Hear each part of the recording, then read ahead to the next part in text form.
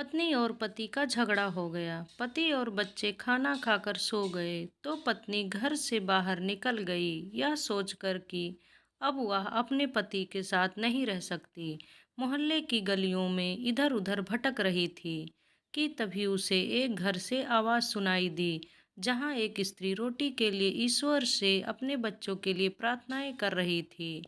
वह थोड़ा और आगे बढ़ी तो एक और घर से आवाज आई, जहां एक स्त्री ईश्वर से अपने बेटे को हर परेशानी से बचाने की दुआ कर रही थी।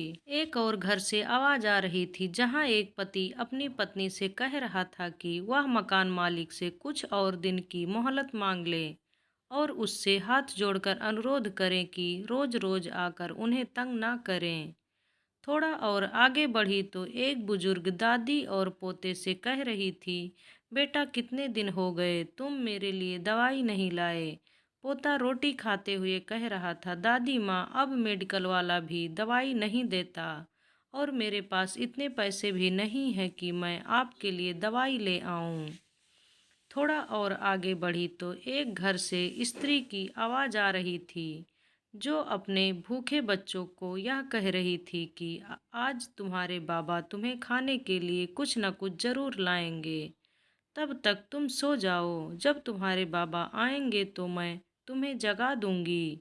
वह औरत कुछ देर वहीं खड़ी रही और सोचते हुए अपने घर की ओर वापस लौट गई कि जो लोग हमारे सामने खुश और सुखी दिखाई देते हैं, उनके पास भी कोई ना कोई कहानी होती है। फिर भी यह सब अपने दुख और दर्द को छुपा कर जीते हैं।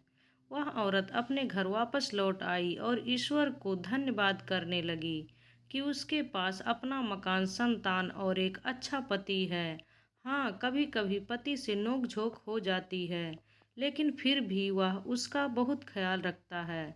वह औरत सोच रही थी कि उसकी जिंदगी में कितने दुख हैं, मगर जब उसने लोगों की बातें सुनी तो उसे यह एहसास हुआ कि लोगों के दुख से उससे भी ज़्यादा हैं। शिक्षा जरूरी नहीं कि आपके सामने खुश और सुखी नजर आने वाले सभी लोगों का जीवन परफेक्ट हो। उनके जीवन में भी कोई ना कोई परेशानी या तकलीफ होती है, लेकिन सभी अपनी परेशानी और तकलीफ को छुपा कर मुस्कुराते हैं।